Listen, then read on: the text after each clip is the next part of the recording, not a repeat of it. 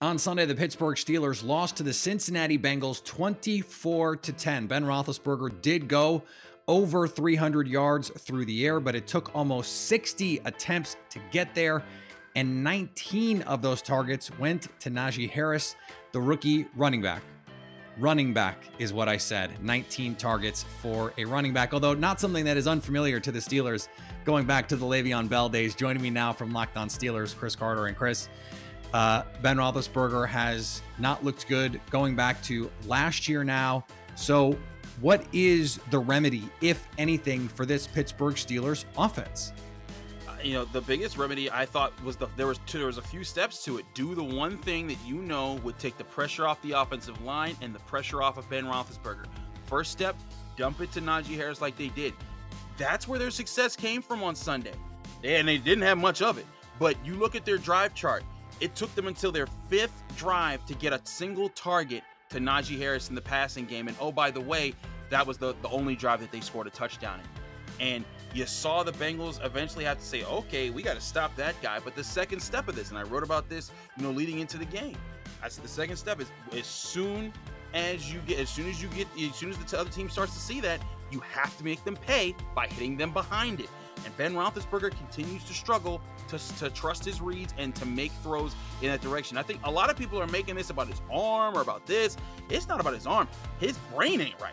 He ain't seeing the field. He is not making the professional reads that you expect of a franchise quarterback who's been with the team for what, 17, 18 years? I'm running out of ways to count that.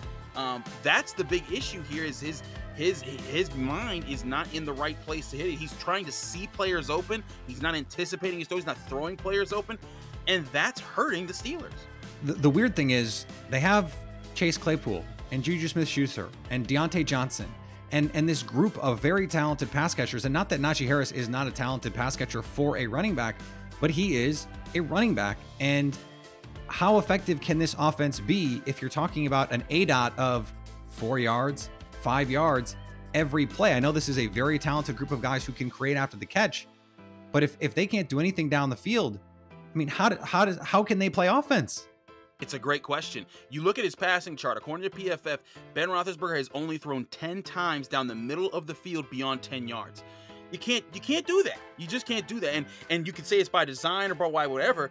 But people in Pittsburgh, they're blaming Matt Canada and the offensive coordinator, just like they blamed the last offensive coordinator. But what I keep reminding people is that look at the All-22 when it comes out. Thank goodness we got the All-22 these days. But look at the All-22 when it comes out, and you'll see, no, Juju's open over the middle. Pat Fryermuth is attacking that seam. Ben just isn't throwing it. His head's not in the right place. Something's going on there. I truly think the only way to get him out of this funk is to say, hey, pitch it to Najee here. Let him get those tough yards, and then eventually you have to take the NFL franchise quarterback throws, throwing it over the middle. But Peter, I'm not sure if he's ever going to figure that out. Before it took him like months. He doesn't have months. He has to figure this out soon. And the one thing I thought would be the saving grace, I knew the Steelers offense would struggle early, but I thought the saving grace would be the defense.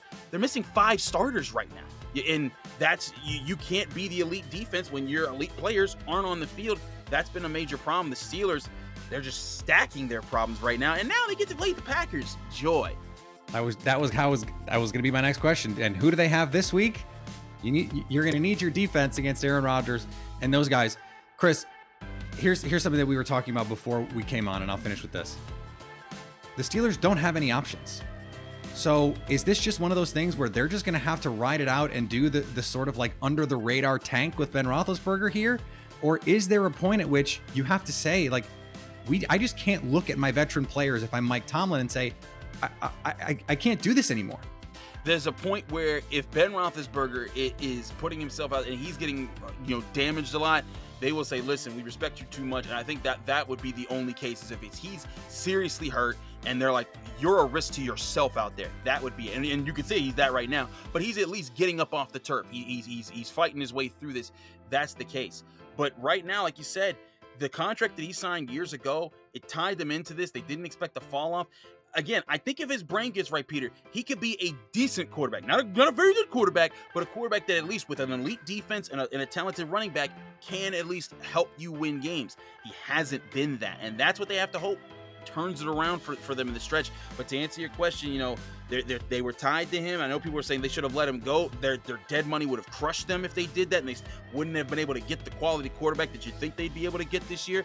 What they got to hope for is, like, look, Ben, either you turn it around or it's going to be Mason Rudolph and Dwayne Haskins time eventually, which a lot of people I think are coming. I don't think it actually comes, though. I think that they find ways to sort of mitigate the situation. If TJ Watt and Alex Highsmith get healthy, I think they remain competitive. I don't have them beating the Packers, but I do think they're going to be able to find ways to sneak wins, and eventually this offensive line gets a little bit better, and then Ben's like, okay, I'm not getting hit 12 times a game.